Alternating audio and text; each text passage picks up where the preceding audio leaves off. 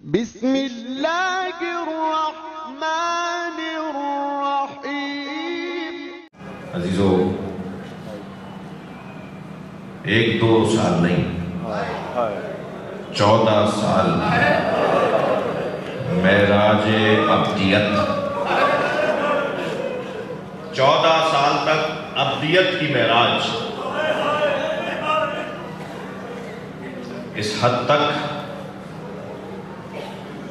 قید خانے کی صحبتیں ہیں کہ دربان اگر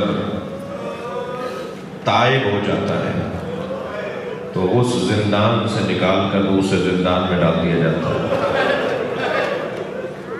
راوی کہتے ہیں ينتقل من السجن الى السجن، میرے مولا کو ایک قید خانے سے دوسرے قید خانے میں، حتی تنتقلو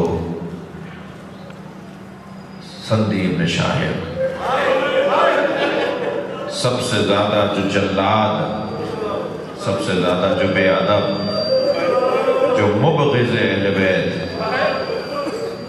بیت کا دشمن، پھر کہا کہ اب اس کے زندان میں ڈال دو جو امام پر، اب یہ میرے الفاظ ہیں، وہاں کچھ اور لکھا ہوا ہے، اس کے زندان میں ڈال دو جو امام پر ہاتھ اٹھائے۔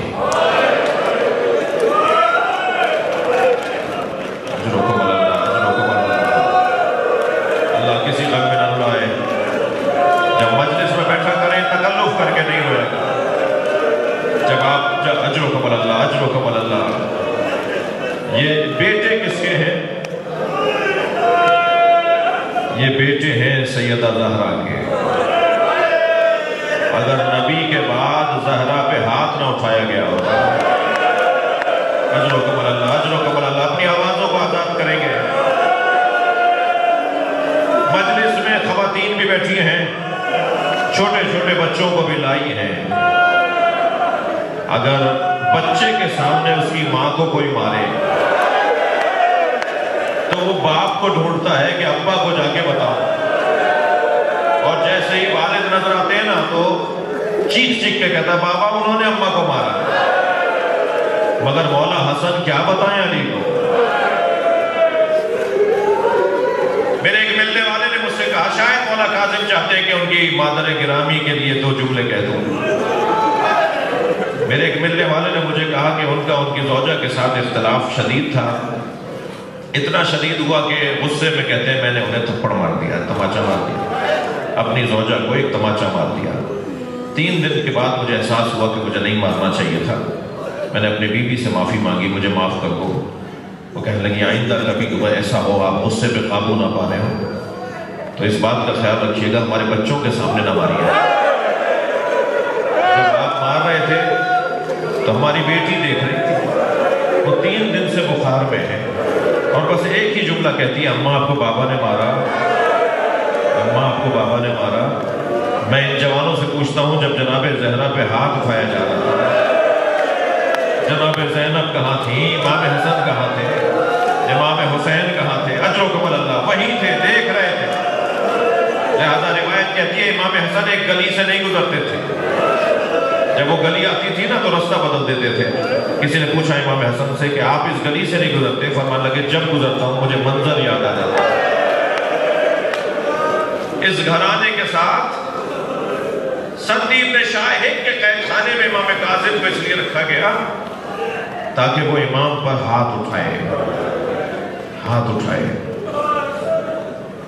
جب ایک چاہنے والے نے کہاں کہاں سے سفارشیں، کہاں کہاں سے کہلوایا کہ مجھے ایک دفعہ میرا امام دکھا دو، تو ایک روزنے سے، ایک چھوٹے سے روشن دان سے کہا کہ یہاں سے دیکھو تمہارا امام نظر آئے گا۔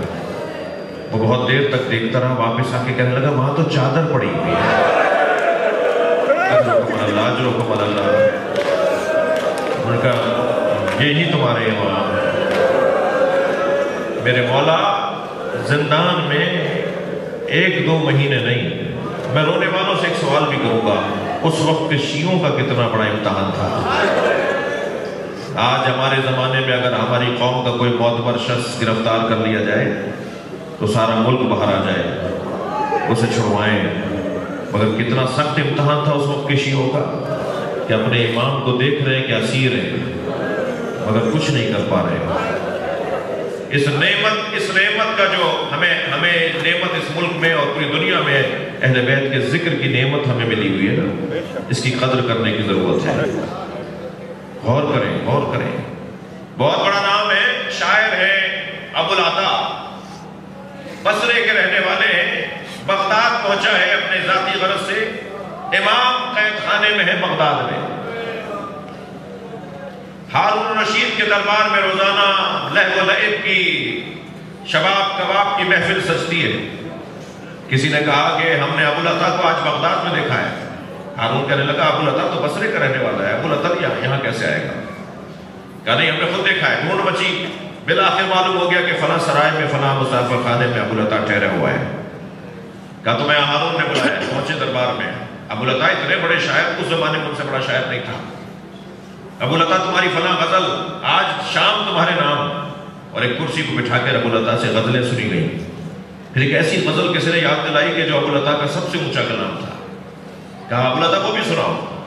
ابو العطا کہنے لگا امیر اس کے بدلے میں مجھے دو گے کیا؟ کہنے لگا جو مانگو گے دوں گا. غزل سنا دی. جب غزل سنا دی گئی تو ہارون نے کہا تو کچھ مانگنا چاہ رہے تھے. کہا میرے امام کو آزاد کر دو. کیا مظلومیت ہے، کیا شیعوں کی غربت ہے. میرے امام کو آزاد کر دو. اجرکم اللہ. تھکیں گے نہیں جو رونے آئے. تھوڑی دیر کے لیے خاموش رہا. ہارون کہنے لگا 3 دن کے بعد تمہارے امام کو آزاد کر دو. تم خود دروازے پر جا کے، زندان کے دروازے پر جا کے خود اپنے امام کو لے کر آ جانا. اب میں آپ سے پوچھتا ہوں ایک شیعہ کے لیے کتنا بڑا مقام ہے کہ اس کی وجہ سے اس کا امام آزاد ہو رہا ہو. اپنے بچوں کو جا کر، اہل خانہ کو جا کے خوشخبری سنائی میں وہ ہوں جس کا امام جس کی وجہ سے آزاد ہو رہا ہے. اور تیاری کرو 3 دن کے بعد امام کو لے کر آئیں گے.